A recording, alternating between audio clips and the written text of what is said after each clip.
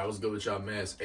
I ain't gonna lie. Sorry I had to go ghost on y'all for like 3 months. I was focused on my TikTok, right? Because my TikTok is low-key kind of going up right now. So, but I know I need to do more long-form content, right? Because my breakdowns and explanations, right, they require a lot more discernment, right? They require more time, more breaking down, more depth, right? So now we're going to talk about basically the neurological and psychological way to detach from a girl. Now, what I'm saying isn't nothing new. I'm just giving you the invisible mechanisms that goes on when trying to detach and explain to you why it might fail, why other people fail to detach from a girl. Basically, I'm giving you the clean slate, how to actually do this shit. I'm going to give you a in-depth breakdown on how to do it, right? So I'm not going to tell you surface level concepts, right? So we're gonna dive real deep into this shit. You're gonna watch this video, you're gonna leave this video and understand basically everything I said. You're gonna have a way better understanding of how this actual process works. Let's get it. So we all had this logic of I shouldn't be texting, calling, or hanging with her, right?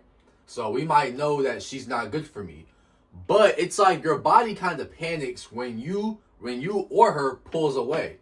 You kind of get like a tight chest, right? You get the urge to reach out. Maybe you can't focus, right? It's like something was just disrupted in your body, right? So you can logically know this girl isn't good for you, but your body is going to react differently, right? So when you pull away or she pulls away, it's not going to like that, right? And the reason for it is not because you're emotionally weak, right? I don't care what these little alpha male YouTubers try to tell you, right? So I'm giving you the neurological mechanical breakdown. It's not because you're weak. It's not because you're mentally, emotionally weak. It's really because your brain quietly assigned her a role that she was never meant to have. So without your consent, this role that your brain attached this girl to is called reward authority, right? So somewhere deep in your ventral striatum, which is basically like a brain region that's responsible for a lot of your subconscious emotions, right? So your brain tagged this girl as reward authority, right? So reward authority is who or what your central nervous system, which is just you, right? Who or what your brain believes can fix how you feel, okay? Somewhere deep in your ventral striatum, right?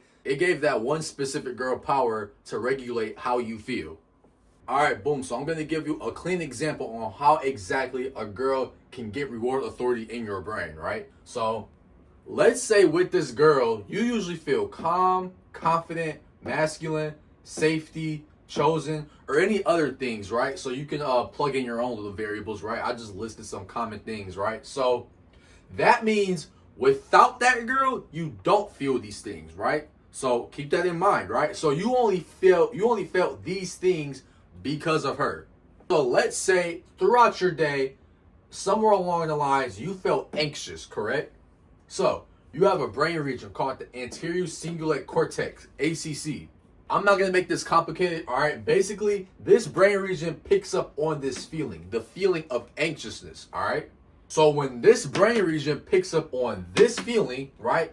So it communicates with the other brain region. So you have a brain region called the VTA, the ventral tegmental area.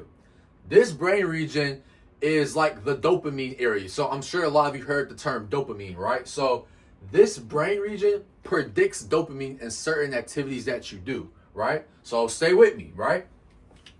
So when you feel this anxiousness, your anterior cingulate cortex, ACC, talks to your VTA, the ventral tegmental area.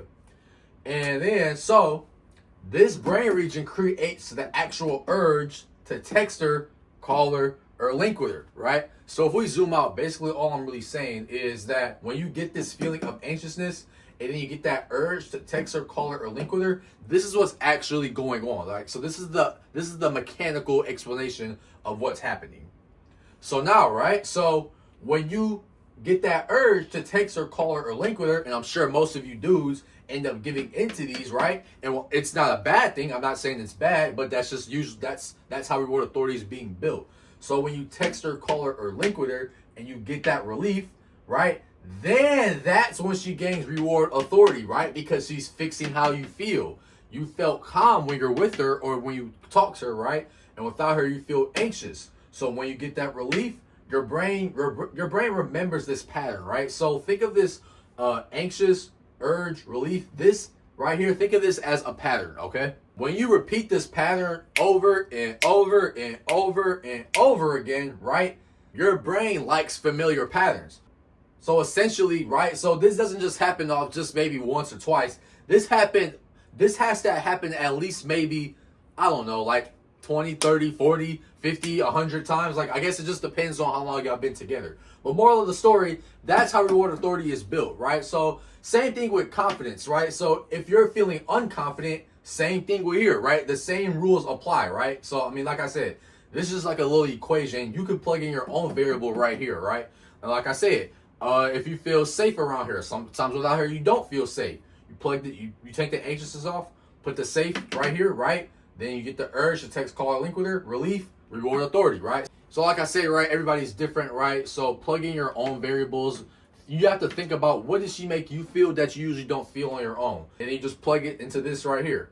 Now, when you're trying to detach from her, right? So I'm assuming that you guys aren't together anymore, right? So that's why when I said previously, right, you would get urges to text her, call her, or link with her, even if you guys aren't together, and even if you logically know you don't want her, or you can't have her, right? Your brain doesn't care, right? So your brain only cares about this pattern right here. Your brain doesn't even care about the person itself, right? So that's why I call her a variable, right? This is just a variable to a bigger equation in your brain, right? So the logic of just not talking to her, that's not enough, okay? So, and the reason I'm telling you this is because a lot of you guys listen to these TikTok and Instagram influencers that just tell you surface level concepts to just be like, oh yeah, just don't talk to her, ghost her, do this, do that. Well, you have to understand what the hell you're doing first, right? So that's why I'm showing you this, because I feel like it's important for you to understand what's actually going on inside before you start making changes, before you start moving on.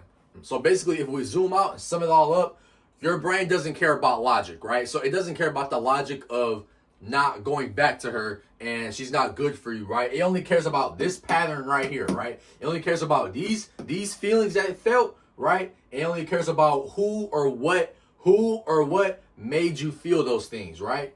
Reward authority.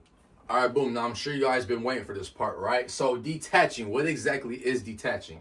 So if we zoom in, right, detaching is giving evidence that you are the person that regulates yourself, right? So remember how I talked about reward authority, how your brain believes that someone or something is the method to fix how you feel. We need to give your brain evidence that you are the person that fixes how you feel, right? So if we take these feelings right here, or whatever things that you made you feel, like calm, confident, masculine, safety, chosen, right? So if we just zoom out, right, the reality is that you miss you, not her. Let me say that again. You miss you, not her. You miss the person that you were when you were with her.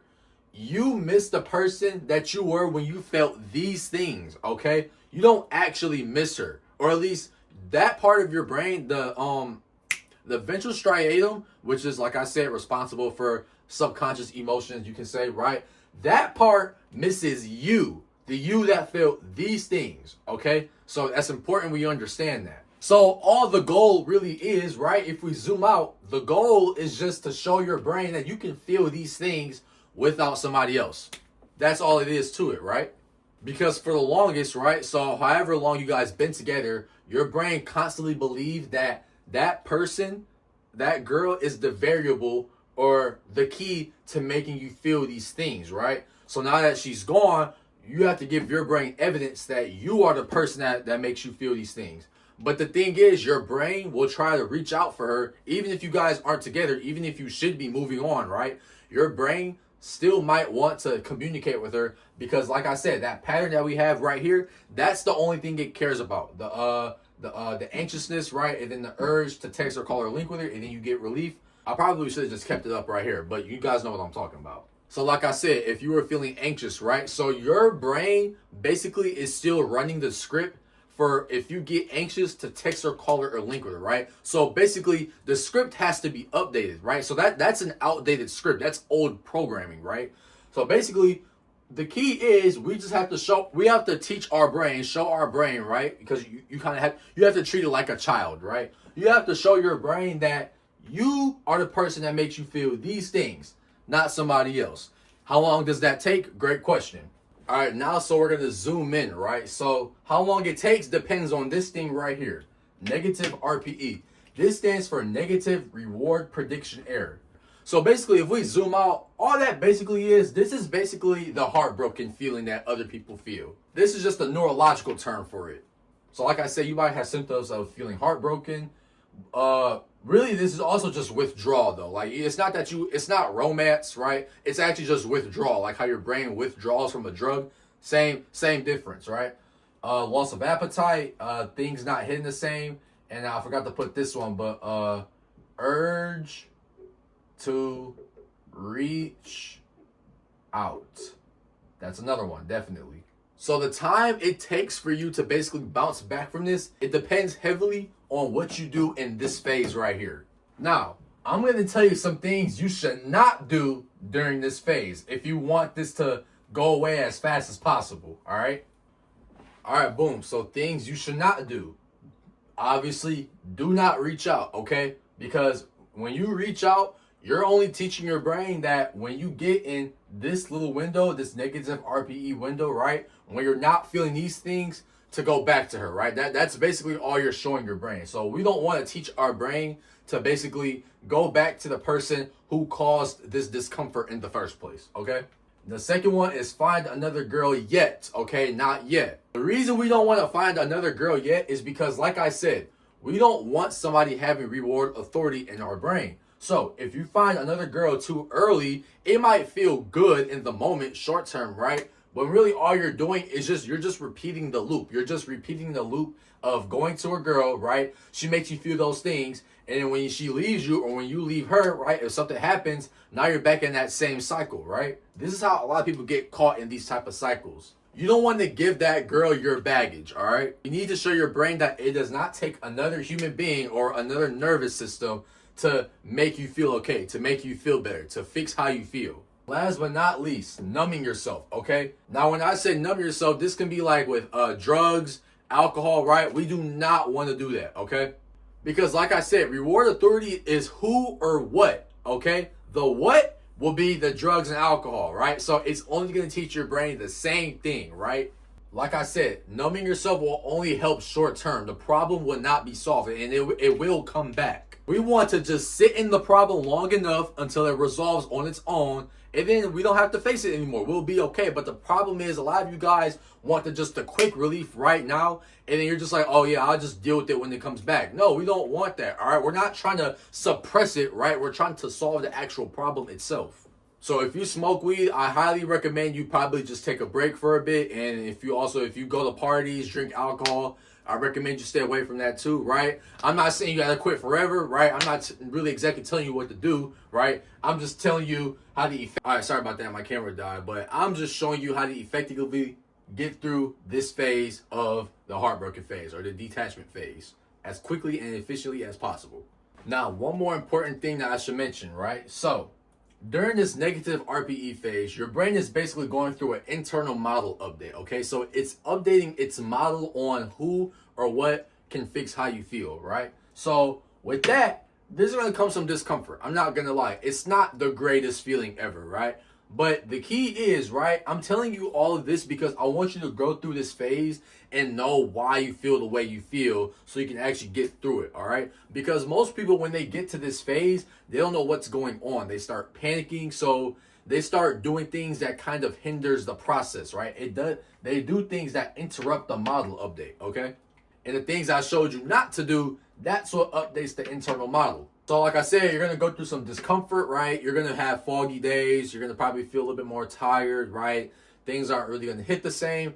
But I promise you, if you just continue to live your life, if you just continue doing what you're supposed to be doing, and if you continue to fulfill these things right here, right? So because during this phase, you should be trying to fulfill what she made you feel that you couldn't get on your own. So like I said, if it was one of these 5 things or whatever other things that she probably made you feel, you should be trying to work on that on your own during this phase. And then one day, you just realized I moved on, right? So when people say like, oh yeah, I just kind of got over it, I moved on. This is the process that they more than likely went through. So then once you get through this phase, right? So once you fulfill these things right here, right? So if you do this correctly, right? The next girl you talk to, it wouldn't be this much of a process, right? So if you go or she goes, you'll feel okay because you made sure, right, the next time you date a girl, she doesn't have reward authority in your brain, right? So if she leaves, it's not that big of a deal because you're still on your purpose, right? You still can fulfill these things on your own, right? You know, no big deal, right?